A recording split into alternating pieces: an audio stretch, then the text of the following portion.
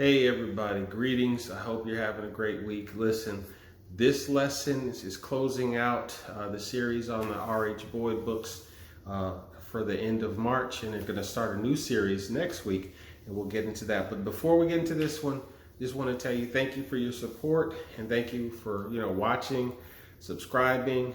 So make sure you give me a like, and if you aren't subscribed, go ahead and subscribe. But we're going to be coming out of the book of Mark, 5th chapter. So let's get to it.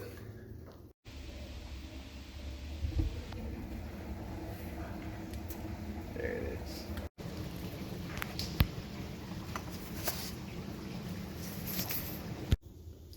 All right, welcome to another bite-sized Sunday school with me, Kurt, or Deacon Kurt, or however you know me. Hey, so listen, we're coming out of Mark chapter 5. Verses 1 through 13 and then 8 through 20. Again, I use the R.H. Boyd Sunday School books, and this is the end of the current series that they have for the first quarter. They're starting a new quarter next Sunday in April. But the lesson is titled "Jesus Overpowers Legion." So if you're familiar with this section of the Bible in Mark, you already kind of maybe know, but go and read it for yourself, because I don't read each verse. Let you do that. Let you have the joy and privilege of doing that. But it's talking about Jesus' authority on another level, because in the scriptures you see how he heals the sick, raises the dead, feeds the multitude, feeds the 5,000 with the fish and the bread and all this stuff. But then he also drives demons out as well. So, and it starts off where verse 1, it says, they came to the other side of the sea, to the country of the Gerasenes. Hope I'm pronouncing that right. But anyway, when they had stepped out of the boat, immediately a man out of the tombs with an unclean spirit met him. Went to Jesus. He lived among the tombs, and no one could restrain him anymore, even with a chain. So this is a man who's possessed of demons. For he had been often restrained with shackles and chains, but the chains he wrenched apart, and the shackles he broke in pieces, and no one had the strength to subdue him. Night and day among the tombs and on the mountains, he was always howling and bruising himself with stones. So this is somebody who's just greatly tormented with demon possession, to the point where he even cuts himself and hurts himself. And this is, I know he's tired of it. And he sees Jesus step out of the boat, and he comes running to him, asking for some help. And, what's interesting about this, there's a lot of I think there's some movies coming out with this type of stuff in demon possession. But for our situation, we don't often always have that type of, dramatic demon possession. But when I read it, it's what speaks to me is the fact that we have a lot of different things that cause us problems. Sometimes it's stuff that we caused, for ourselves, if we're being honest. And other times it's just some things that are just happening to us. You might check the mail and see that there's a bill or a court case, a litigation, something. It could be an ex, it could be a whole lot of different things, and we feel like there's no control. As a matter of fact, with this man, he has no control, and he's not even able to get help. Because the people in the town says they're trying to restrain him and hold him down, partly so he won't hurt himself. But the chains, he breaks those. He's able to get, free from those types of things. And but the thing about the man, even though he's demon possessed, he recognizes his condition, and he realizes, hey, I need help. And when he sees Jesus and recognizes, who Jesus is, he runs to him. Hey, Master, help me.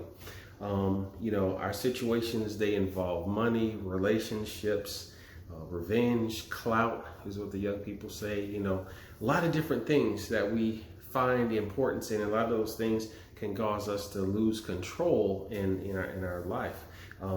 We may not be possessed, but we get obsessed with different things. Leaves us kind of blind. We have a lack of control, which means sometimes we either don't care or we're self-destructive. We become uncontrollable. No fear of consequences. Again, self-destructive. And even when we're chained and someone's trying to help us or subdue us, we won't listen to good advice. We won't get help. Our situations, again, may not necessarily illustrate demon possession, but it is characterized by a situation where we have lost control. So I think that's the lesson, is drawing the parallel right there. And again, we won't listen to the conventional methods of help won't work. Again, no advice, friends and family, things like that. Sometimes things have spiraled in such a way that there's no control. But when we recognize we need help, that's the good part, because we can reach out and ask Jesus for help. And prayer is so key.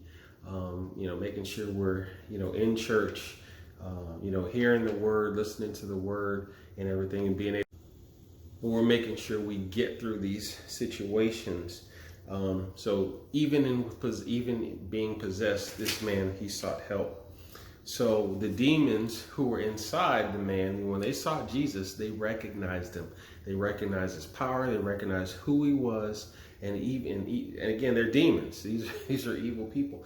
And, Jesus said, "What's your name?" Legion, because there's many of us. Which also speaks to why it was so uncontrolled, why the man was uncontrollable, was breaking chains, because it wasn't one demon. There was a whole bunch of them in there. So they begged for mercy. Interesting. Please don't torture us. Please don't just cast us out. Let us go into the pigs over there. And Jesus permitted them to go into the pigs. The pigs was like, "We don't want this we don't want no demons." They jumped off a cliff, so I just thought that was crazy. But here's the thing. When you mention, there's many legion, there's many of us. Is it true that we often have multitude of problems? We don't just have one thing where we oh, my lights are off. If it's lights off, it's also some other things that are going on. If your lights are off, it's probably because you don't have a job. It's usually lots of stuff. So don't take it lightly. When you need help, recognize your condition and ask for some help. Because it's not necessarily material stuff, but sometimes it's the mental and emotional stuff too that we need help with. We can have a different array of problems. But here's the catch. Here's not even a catch, but here's the thing. After casting the demons out, the man was so happy, so relieved. He said, "Jesus, I will follow you. Can I follow? Can I be part of the crew? Can I go with you?" Jesus said, "No. Go and spread the word. Go and tell people about this, what happened here and what happened to you and how you're free now." And he still was able to follow Jesus by following Jesus's instructions. So he went and he told people about what had happened to him. And guess what? That's what we're supposed to do. We had a meeting at church earlier today, and it was talking about, our mission. What's our mission? Our mission is to save souls and win souls to Christ. And a lot of times that means we have to share our testimony. Why should I follow Christ? Well, best thing to do is to tell people what Christ has done for me. What has Jesus done for you? How has God blessed me? Things like that. So make sure that you're sharing your testimony when you make it out of these different trials and the things that we go through. Again, like I said, it may not necessarily be a demonic possession, but there are things that we get obsessed with, and we get possessive and things seem to possess us. And when we break through, when we win these battles, when we get these victories, when we get these blessings and get freed from different things, it's, important for us to be able to share that and say, "Hey, this is what I did. I prayed and I got through." So what you're going through isn't necessarily the end. There is hope for you. It worked for me. It could work for you. Listen, that's my time. I hope you all are blessed. I hope you all have a great week. I love you. Thank you for your support, and I will talk with you later. Bye.